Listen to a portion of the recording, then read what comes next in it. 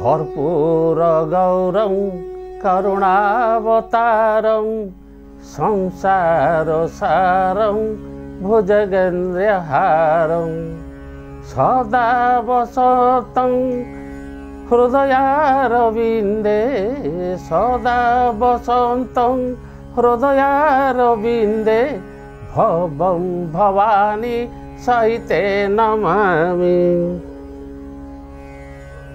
नृसिंह पुराण रु पदुटी आज्ञा ससुर जते बेले जुआई की देखिए नमस्कार करने कथा यही कथाटा मुझे कहूँ ये हूँ नृसिंह पुराण पीताम्बर दास लेखा। आम साधारणतः लोक दान दियंती से लोक दान न जी नब ताकू प्रणाम करने कथा। एटार कथा हूँ ससुर कहीं जुआई की प्रणाम करेंगे बा नमस्कार ही करेंगे जी दान दब आउ जी दान नब जी दान दब दान नबा लोक ही से नमस्कार ही कर। अरे दानकारी बयसरे जेबे बड़ हुए ग्रहिता प्रणाम हेबा विधान टीनु है।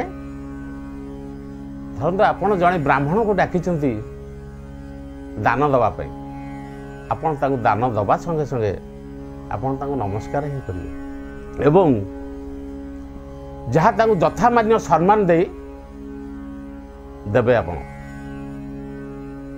किंतु बहु जगार ये गोटे जिनस रही जे जुआई ससुर को नमस्कार कर। आपण देखु जिते बड़े बलि दान देले बामन रूपी नारायण को बलि ही नमस्कार करते बामन रूपी नारायण को। तेणु एठारे जेहेतु ससुर कन्यार दानकारी दान करुछंती तेणु जुआई बा आपणकर जामाता से केमती नमस्कार करेंगे ससुर को।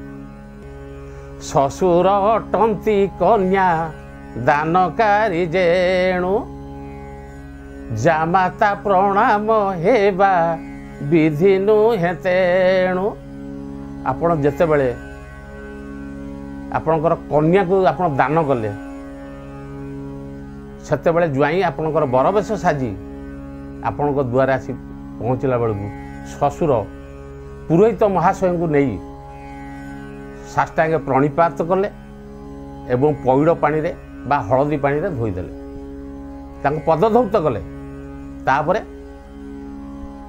पुरोहित महाशय मंत्र पढ़ा आरंभ कले नमस्ते सहस्र नताय मृतये। ससुर कले आप नारायण रूप कल्पयामी आप नारायण रूप कल्पयामी करंतु कल्पना ही करंतु कहना वर्तमान होउछंती जुआई होउछंती आपणकर स्वयं नारायण। तापरे आपण जुआई की पाछोटी नेले उपरे गोटे लुगा बा कपड़ार आवरण टे थाए तारी तले जुआई की नहीं सीधा जाइकी बेदी उपरे बा जोड़ी कर्म चली जोड़ी होम अग्नि बेदी मंडप जाई सीधा बसले।